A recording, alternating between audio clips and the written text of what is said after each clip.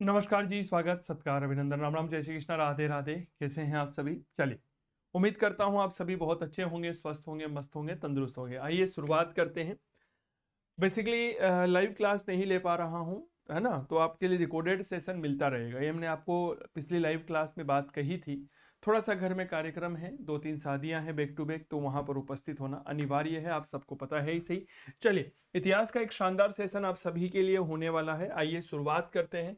आप assistant professor net set first grade PGT के लिए क्लास नंबर 16 देख रहे हैं। मध्यकालीन भारत, मुगल काल। ठीक है, ऑनलाइन कोर्सेज अवेलेबल हैं। अभी काव्य क्लासेस कोटा के ऑनलाइन रंगमंच पर एप्लीकेशन पर आप सबको यहाँ पर नवरात्रि का शानदार ऑफर देखने को मिल रहा है। तो आज ही डाउनलोड करिए काव्य क्लासेस कोटा का मोबाइल एप्लीकेशन, जहां पर आप इस समय जबरदस्त ऑफर ले सकते हैं। ठीक है, चलिए अगला प्रश्न। अकबर के समय मालवा विजय के लिए कौन उत्तरदायी था? पीर मोहम्मद, अब्दुल्ला खान उज़्बेक, अदम खान, बैराम खान और अनुत्तरित प्रश्न है। बताइए, अकबर के समय जो मालवा विजय हुई थी उसके लिए कौन रेस्पॉन्सिबल था? एक बार मुझे जरूर बताइएगा।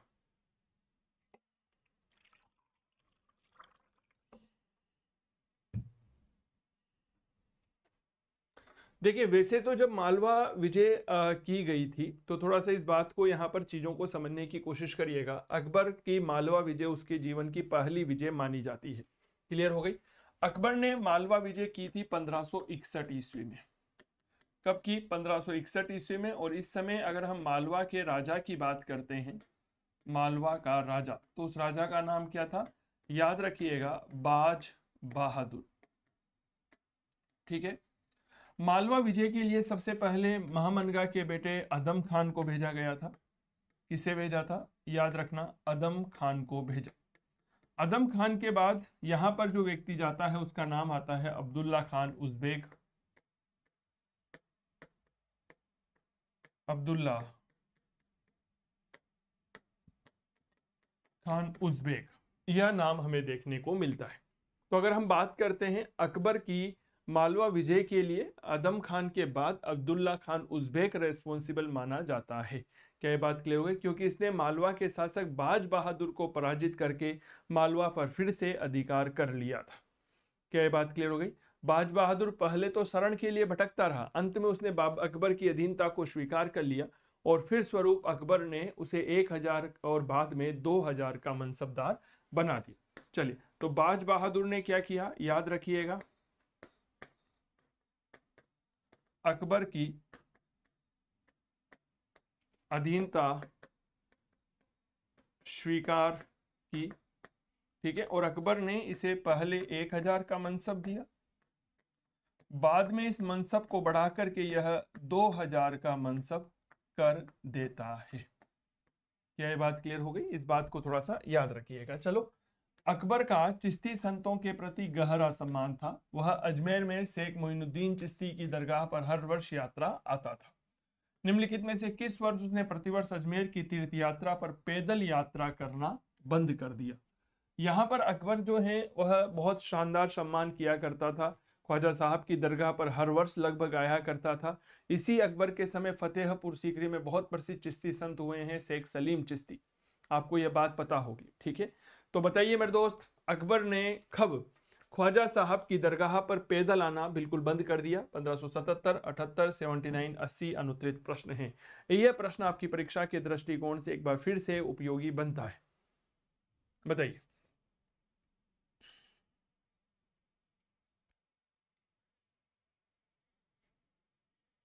देखो साहब, अकबर जो है ख्वाजा साहब की दरगाह पर केवल और केवल 2 बार पैदल आया था। कहा जाता है कितनी बार पैदल आया अकबर? तो याद रखिएगा, 2 बार यह पैदल आता है। बताओ कितनी बार आया? 2 बार आया। पहली बार 1562 में आता है और दूसरी बार 1579 में आता है। क्या ये बात क्लियर हो गई? पहली बार कब आया? याद रखना, 1562। 1562 वही सन है जब अकबर यहाँ पर तीर्थ यात्रा के लिए आता है और भारमल की पुत्री हरकूबाई के साथ में विवाह संपन्न हो जाता है। क्या ये बात क्लियर हो गई? हाँ या ना का जवाब जरूर दीजिएगा। और 1579 में यह आखिरी बार जो है वह पैदल आया था, अंतिम बार। ठीक है। तो 1579 जो है यह एक ऐसा समय है जब अकबर के समय मेरे दोस्त अकबर जो है वह ख्वाजा मोइनुद्दीन चिश्ती की दरगाह पर एक बार फिर से पैदल आता है। ख्वाजा अकबर के समय दो तीन बात और याद रखिएगा। अकबर के समकालीन चिश्ती संत कौन थे, यह प्रश्न हमसे अक्सर पूछा जाता है। अकबर के समकालीन जो हम देखते हैं कि चिश्ती संत कौन थे, तो याद रखिएगा नाम आता है शेख सलीम चिश्ती। और इस बात को समझने की कोशिश करिए कि इस शेख सलीम चिश्ती के आशीर्वाद से ही अकबर को पुत्र पैदा हुआ और इसीलिए इसका पुत्र का नाम क्या रखा, उसने सलीम रखा था। यही सलीम बाद में क्या कहलाया, जहांगीर कहलाता है। शेख सलीम चिश्ती की दरगाह कहाँ पर है बताइए, तो इनकी दरगाह मानी जाती है फतेहपुर सीकरी में। कहाँ पर है, याद रखिएगा फतेहपुर सीकरी में इनकी शानदार दरगाह बनी हुई है और अकबर का इनके प्रति बड़ा बेहद ही ज्यादा अनुराग हुआ करता था। क्लियर हो गई बात। चलो जी अगला प्रश्न देखिए, निम्नलिखित में से किस वर्ष में अकबर ने बड़ी संख्या में काजियों को अशांति फैलाने और विद्रोह भड़काने के लिए मारने या देश निकालने का आदेश दे दिया। अकबर ने एक निर्णय लिया और कहा कि जो काजी हैं यह काजी क्या करते हैं, देशद्रोह करते हैं, विद्रोह भड़काते हैं, अशांति फैलाते हैं, या तो हम इन्हें मार देंगे या फिर अब देश निकाला दे देंगे। यह घटना कब की है, 1579, 1578, 1579, 1580 और अनुत्तरित प्रश्न है, एक बार जवाब दीजिए।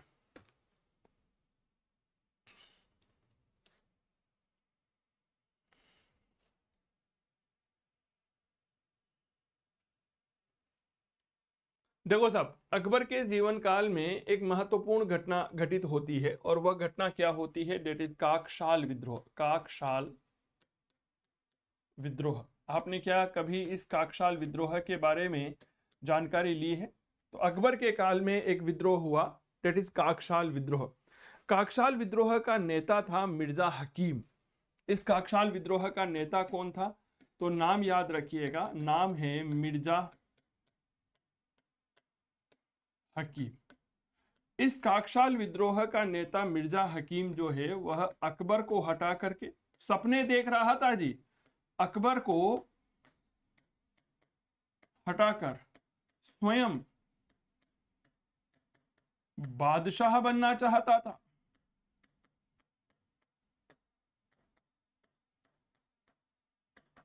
क्या ये बात क्लियर हो गई? यह अकबर को हटाकर, यह घटना कब की है, 1580 की।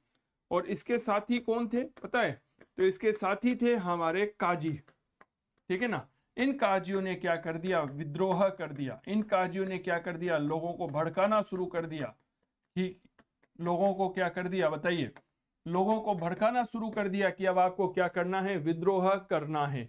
इसीलिए अकबर ने काजियों को 1580 में एक आदेश जारी किया कि वह काजी जो लोगों को भड़काते हैं, विद्रोह फैलाते हैं, अशांति फैलाते हैं, उन्हें क्या कर देना चाहिए, देश निकाला दे दिया जाना चाहिए या उन्हें मार दिया जाना चाहिए। बेसिकली इन सब का नेता कौन था, मिर्जा हकीम था। बताओ कौन था, मिर्जा हकीम था। इसने किस विद्रोह का नेतृत्व किया था, काकशाल विद्रोह का नेतृत्व किया। कब हुआ, 1580। तो बताइए काकशाल विद्रोह किसके समय हुआ, अकबर के समय हुआ। किससे जुड़ा हुआ है, काजियों के विद्रोह के संदर्भ में जुड़ा हुआ है। नेता कौन था, मिर्जा हकीम था, जो अकबर को हटा करके स्वयं बादशाह बनना चाहता था। क्या ये बात क्लियर हो गई? चलो भैया अगला प्रश्न, निम्नलिखित में से किस विद्वान ने अकबर के काल में मदरसे में पढ़ाने वाले पाठ्यक्रम को संशोधित किया। अकबर ने जो मदरसों में पाठ्यक्रम पढ़ाया जाता था उसमें संशोधन की पैरवी की। बोला समय के अनुसार उसमें बदलाव होना चाहिए, वैज्ञानिकता और खगोल शास्त्रीय चीजों को उसमें जोड़ना चाहिए। वह कौन था, अबुल फजल, फतुल्लाह सिराजी, शेख फैजी, शेख अब्दुल नबी और अनुत्तरित प्रश्न। मदरसों में पाठ्यक्रम संशोधन करने वाली समिति का अध्यक्ष कौन था, यह जरूर बताइएगा।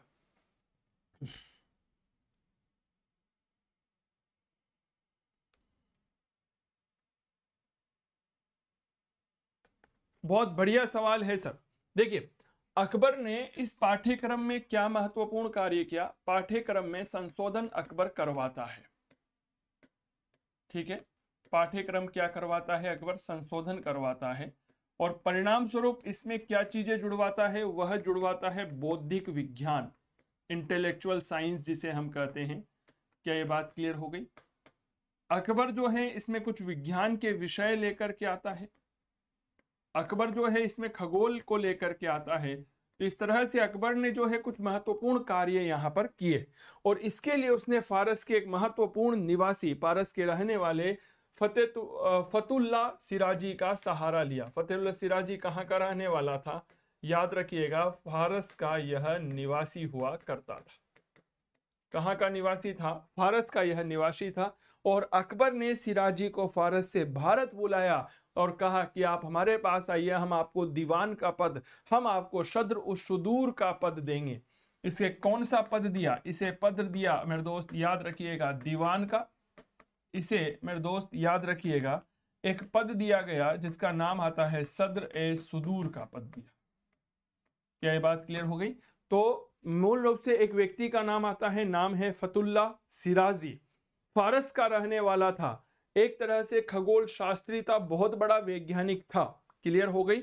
इसके अलावा इसी फतुल्ला सिराजी को अकबर ने दीवान और सदर शुदूर का पद प्रदान किया और कहा कि जो हमारे मदरसे हैं जिसमें परंपरागत शिक्षा पद्धति दी जाती है, उस पाठ्यक्रम में बदलाव किया जाए और बदल करके वैज्ञानिकता को, खगोल शास्त्रीय ज्ञान और बौद्धिक विज्ञान को शामिल किया जाए। तो भारत के इतिहास में मुगल काल में पहला मुगल राजा कौन था जिसने मदरसों के पाठ्यक्रम में बदलाव किया? अकबर था। अरे बोलो, किसने किया? अकबर ने किया।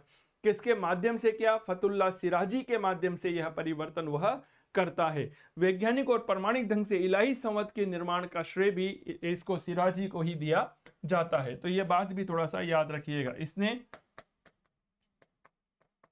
वैज्ञानिक व प्रमाणिक रूप से इलाही संवत का निर्माण करवाया। ठीक है ना? किसने? फतुल्ला सिराजी ने। तो इस तरह की देखो चीजें जो है ना, अक्सर हम भूल जाते हैं। क्या ये बात क्लियर हो गई? तो ये चीजें थोड़ा सा याद रखो। जैसे काकशाल विद्रोह मिर्जा हकीम ने किया था, ये वह प्रश्न होते हैं जहां से सवाल अक्सर बनते हैं, लेकिन विद्यार्थी सामान्य रूप से इन प्रश्नों को नजरअंदाज कर देता है। ऐसी गलती मत करिएगा। जैसे मिर्जा हमने अभी पढ़ा इसके फतुल्ला सिराजी के बारे में, इस तरह की चीजें यहाँ पर जरूर आप लोगों के साथ में साझा होनी चाहिए। अगला, पश्चिमी भारत आने वाला पहला अंग्रेज कौन था? कहां पर? पश्चिमी भारत में। Thomas Stephens, Ralph Fitch, captain Hawkins, John Mildenhall और अनुत्तरित प्रश्न है। पश्चिमी भारत में आने वाला पहला अंग्रेज कौन था? बहुत आराम से जवाब दीजिएगा, बहुत आराम से कोशिश करिएगा। सर यहां पर यह नहीं पूछा है कि पहला अंग्रेज कौन था जो भारत आया। No, never. हमने प्रश्न क्या पूछा है कि पश्चिमी भारत में आने वाला पहला अंग्रेज कौन था? याद रखिएगा, थॉमस स्टीफेंस था। ठीक है, थॉमस स्टीफेंस था, यह अंग्रेज था। क्या ये बात क्लियर हो गई? यह कौन था? एक ब्रिटिश था। और यह ब्रिटिश मूल रूप से याद रखिएगा अकबर के कार्यकाल में 1579 ईस्वी में गोवा में आया था। यह पहला अंग्रेज था जिसे भारत की महान भूमि में बसने का सौभाग्य प्राप्त हुआ। इसने 1579 ईस्वी में यह गोवा स्थित जेसुइट कॉलेज का प्रधानाचार्य भी नियुक्त हुआ था। ठीक है, तो अंग्रेज था जो अकबर के समय 1579 में गोवा आया। क्या ये बात क्लियर हो गई? कब आया भैया? 1579 में यह अकबर के समय गोवा आया था। नाम क्या था? थॉमस स्टीफेंस था। भारत में बसने वाला पहला अंग्रेज भी यही था, यह बात भी याद रखिएगा। भारत में बसने वाला पहला अंग्रेज बताओ कौन था भैया? तो याद रखना, थॉमस स्टीफेंस था। अकबर के समय गोवा में यह बस गया था और इसे ही गोवा में सेंट जेसुइट कॉलेज जो है वहां का प्रधानाचार्य नियुक्त किया गया। इसे गोवा के सेंट जेसुइट कॉलेज में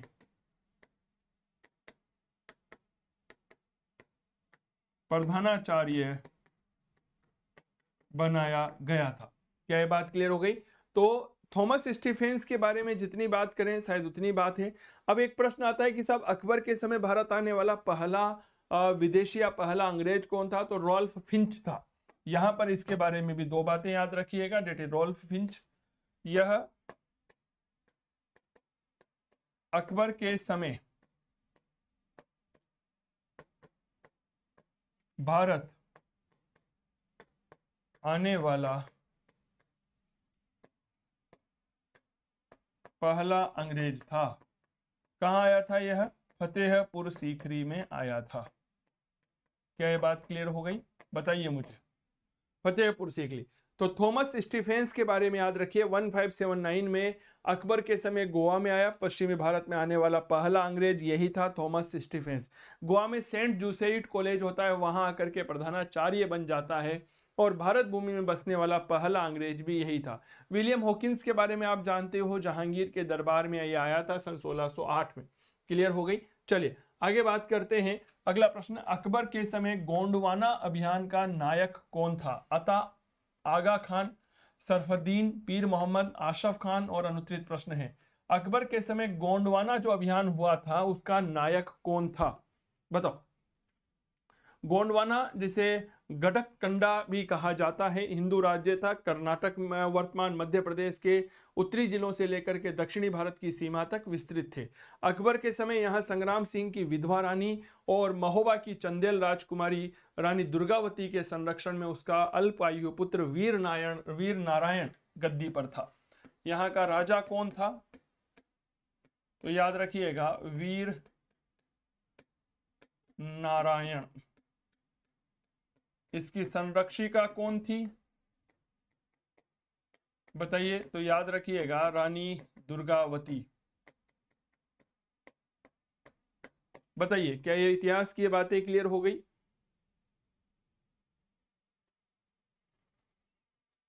और 1564 ईस्वी में मेरे दोस्त याद रखिएगा गोंडवाना पर अकबर का अधिकार हो गया था। 1564 ईस्वी में मुगलों ने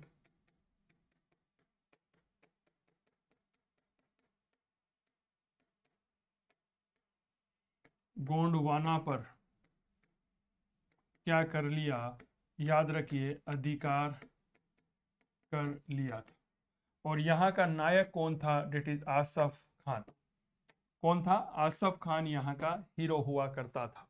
क्लियर हो गई? तो अकबर के समय गोंडवाना का राजा कौन था? थोड़ा सा नाम याद रखिएगा। नाम आता है वीर नारायण। इसकी संरक्षिका इसकी माँ दुर्गावती थी और यहाँ पे जीतने वाला आसफ खान था।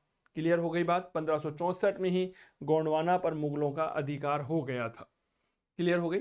अब यहाँ पर दो तीन बातें जरूर सुनिएगा। अकबर ने गोंडवाना राज्य को कभी भी अपने राज्य में नहीं मिलाया, अपितु गोंड राजवंश से संबंधित जो चंद्र शाह था उसे गद्दी पर बैठा दिया था।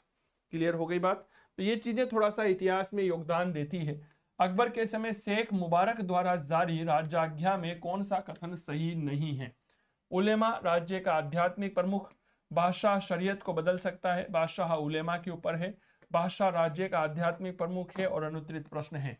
शेख मुबारक ने एक राज्याज्ञा पत्र जारी किया और उसे क्या कहते हैं? मजहर कहते हैं। शेख मुबारक ने एक पत्र जारी किया 1579 में। कब जारी किया? 1579 में। और इसे क्या कहते हैं? याद रखिएगा मजहर कहते हैं। ठीक है? मजहर बेसिकली धार्मिक मामलों में अकबर को सर्वोच्च बना देता है। आप सिंपल सी भाषा में याद रखिएगा, धार्मिक मामलों में यह अकबर को क्या कर देता है? सर्वोच्च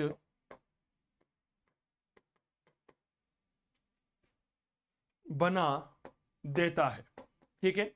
अब मजहर क्या है? सबसे पहले तो इस प्रारूप को समझने की कोशिश करिए कि मजहर एक घोषणा पत्र है जिसकी प्रारूप तैयार किया गया था किसके द्वारा? शेख मुबारक के द्वारा। शेख मुबारक कौन है? अबुल फजल और फैजी के पिताजी हैं। ठीक है? उन्होंने मजहर का प्रारूप तैयार किया। और मजहर क्या है? इसने बेसिकली इस तरह से समझिएगा कि अकबर जो है ना, इसको अब धार्मिक मामलों में निर्णय लेने के लिए सर्वोच्च अधिकारी बना दिया। मजहर की घोषणा के द्वारा अकबर जो है वह धार्मिक विषयों पर विवाद की स्थिति में सबसे बड़ा धर्माधिकारी बना दिया। उसे विरोधी न्यायिक धारणाओं में से किसी एक को चुनने का अधिकार प्राप्त हो गया। उसका निर्णय अंतिम होता था। उलेमा और मुस्लिम जनता इससे आबद्ध हुआ करती थी, यानी कि इसको जो है इसका उल्लंघन नहीं कर सकती थी। क्या ये बात क्लियर हो गई?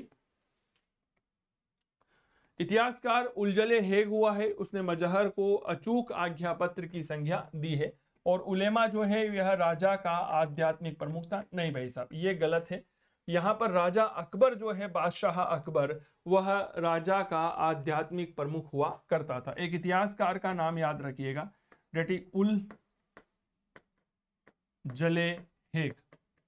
उलजले हेग ने क्या कहा है, थोड़ा सा इस बात को समझिएगा कि मजहर एक अचूक आज्ञा पत्र था। क्या था यह? एक अचूक आज्ञा पत्र जिसमें अकबर ने एक तीर से कहीं निशाने साधे थे। क्लियर हो गई? चलो साहब, अगला प्रश्न देखो। काव्य क्लासेस कोटा का मोबाइल एप्लीकेशन आप डाउनलोड कर सकते हैं। यहाँ पर इस समय नवरात्रि के धमाके ऑफर चल रहे हैं, 90% तक का डिस्काउंट है। जैसे अगर मैं मेरी कोर्स की बात करता हूँ कि फर्स्ट ग्रेड इतिहास विषय का कोर्स चल रहा है, ठीक है ना। यह कोर्स फर्स्ट ग्रेड के लिए ही नहीं है, यह कंप्लीट पीजीटी एग्जाम्स के लिए है। चाहे आप केवीएस की तैयारी कर रहे हो, चाहे आप एनवीएस की तैयारी कर रहे हो, एमपी की भी आप दे रहे हो वर्ग 1 की, यूपी का पीजीटी दे रहे हो, बिहार का दे रहे हो, उत्तराखंड का दे रहे हो, ईएमआरएस का पीजीटी आप दे रहे हो, किसी भी एग्जाम की तैयारी के लिए आप यह कोर्स ले सकते हैं। 5,000 रुपये इस कोर्स की प्राइस है। 1,000 रुपये जो है वह पीडीएफ नोट्स में आपको यहाँ पर दे रहा हूँ, इसकी प्राइस होती है, कोर्स की प्राइस है, ठीक है। 1,000 रुपये जो है टेस्ट सीरीज के होते हैं। कुल मिलाकर के जो है कोर्स की कंप्लीट प्राइस 7,000 रुपये है। मेरी बात आप समझ रहे हैं। लेकिन आपको यह कोर्स केवल और केवल 3,999 रुपये में मैं उपलब्ध करवा रहा हूँ। क्लियर हो गई बात? हाँ या ना का जवाब दीजिएगा। केवल और केवल 3,999 रुपये में आपको यह कोर्स उपलब्ध हो रहा है, जिसमें पीजीटी स्कूल लेक्चर का कंप्लीट सिलेबस करवाया जाएगा, हैंड रिटन नोट्स आपको उपलब्ध करवाए जाएंगे, जिसकी पीडीएफ आप प्रिंट आउट ले सकते हैं। क्लियर हो गई बात? टेस्ट सीरीज रहेगी, टेस्ट सीरीज का वीडियो सॉल्यूशन रहेगा, टॉपिक वाइज टेस्ट सीरीज करवा रहा हूं, तो ये सारी सुविधाएं आप लोगों के लिए है। क्लियर? एक बार आप काव्य क्लासेस कोटा का मोबाइल ऐप डाउनलोड कर करके कोर्स विजिट जरूर करिए, ताकि आपको पता चल सके किस प्रकार की गुणवत्ता युक्त शिक्षा आपको यहाँ पर प्रदान की जा रही है, ताकि आपके सपने हो सके साकार। क्लियर हो गई बात? तो जरूर डाउनलोड करिएगा। कोर्स लेने में अगर किसी प्रकार की समस्या आती है तो आप हमें कॉल कर सकते हैं 8802060952 पर सीधा संपर्क करिए, या हमारी हेल्पलाइन नंबर 9460122225, इस पर भी आप हमसे संपर्क कर सकते हैं। क्लियर? चलो जी आगे बढ़िए। निम्नलिखित में से क्या सही सुमेलित नहीं है? पानीपत का द्वितीय युद्ध 1556, फतेहपुर सीकरी में इबादत खाना 1574, तीर्थ यात्रा कर 1563, हल्दी घाटी का 1576 और अनुत्तरित प्रश्न है। कुछ घटनाक्रम हमने आपके साथ साझा कर रखा है। क्लियर हो गई? अब यहां पर मुझे बताइए मेरे प्यारे साथियों, क्या है सही जवाब?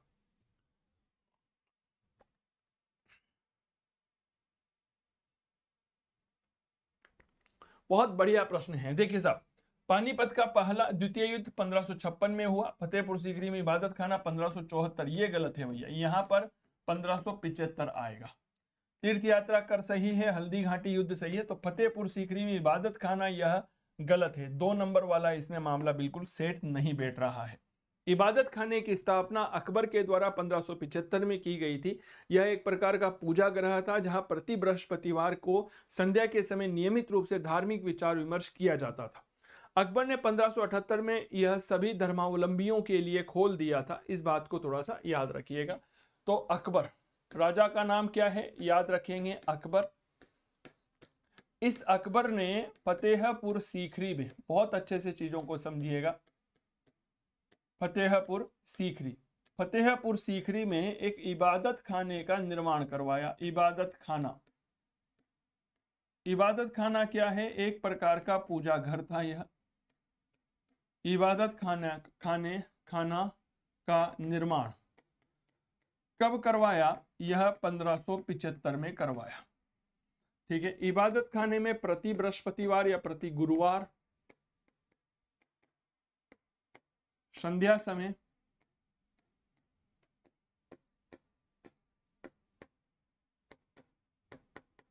धार्मिक चर्चा हुआ करती थी।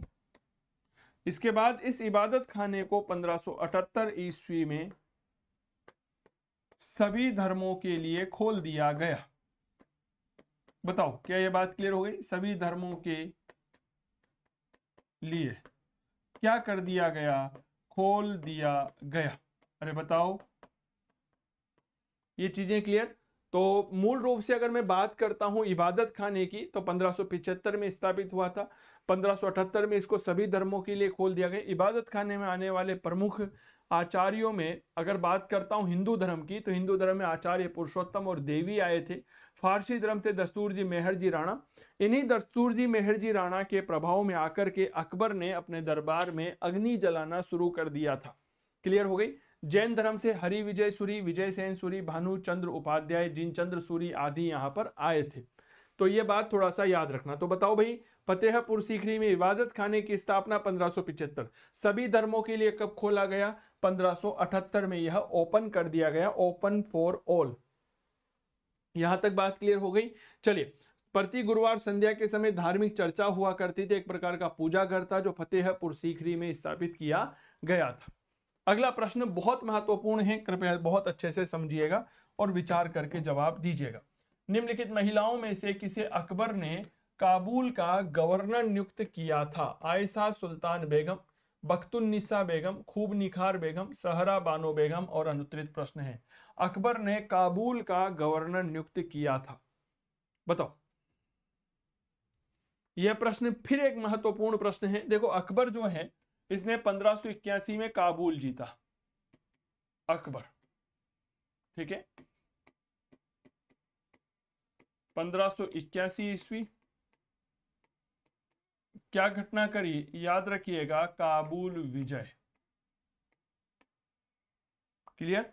और यहां का गवर्नर, गवर्नर का मतलब होता है भैया प्रशासक, ठीक है। अपनी सौतेली बहन, अकबर की ही बहन थी, है सौतेली बहन थी, नाम था बख्तुन्निसा बेगम, इसे यहां पर गवर्नर बना दिया।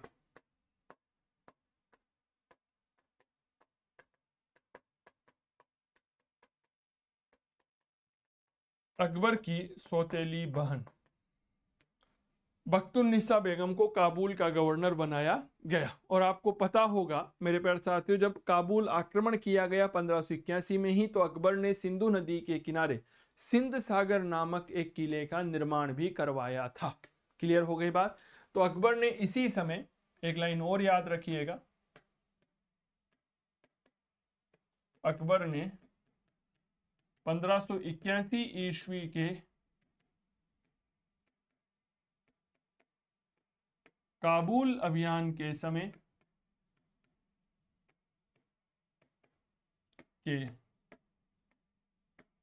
ही सिंधु सागर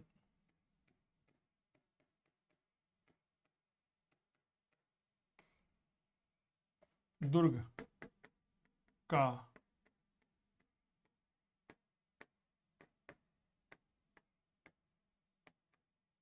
निर्माण करवाया था। अब यह प्रश्न डायरेक्ट आपके लिए हिट कर सकता है, सही से बताओ। थोड़ा सा विचार किया करो कि सिंधु सागर किले का निर्माण कहां करवाया गया? सिंधु नदी के किनारे पर करवाया गया। किसने करवाया? अकबर ने करवाया। कब करवाया? 1581 में काबुल अभियान के समय करवाया था, ठीक है। एक लाइन और लिख लो यहां पर, सिंधु नदी के किनारे, सिंधु नदी के किनारे यह बनवाया गया था। नाम था सिंधु सागर दुर्ग। और अकबर के समय एकमात्र महिला जो गवर्नर के पद पर पहुंची थी, बख्तुन्निसा बेगम, जो अकबर की सौतेली बहन हुआ करती थी। इस बात को थोड़ा सा याद रखिएगा। क्लियर हो गई? अगला प्रश्न, निम्नलिखित में से किसने सर्वप्रथम अकबर से गुजरात में व्यापार करने का फरमान प्राप्त किया था? एक ऐसा व्यक्ति जिसने अकबर से सबसे पहले गुजरात व्यापार करने का फरमान प्राप्त किया, Ralph Fitch, sir Thomas Roe, Thomas Edward, John Mildenhall और अनुत्तरित प्रश्न। क्लास कैसी लगती है आप ये मुझे कमेंट करके जरूर बता दिया करो, ये बात थोड़ा सा याद रखना। बताओ भाई।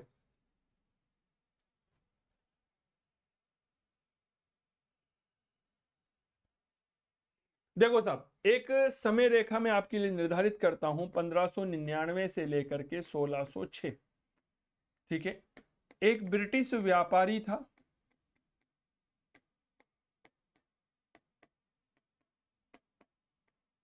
और इस ब्रिटिश व्यापारी का नाम आता है जॉन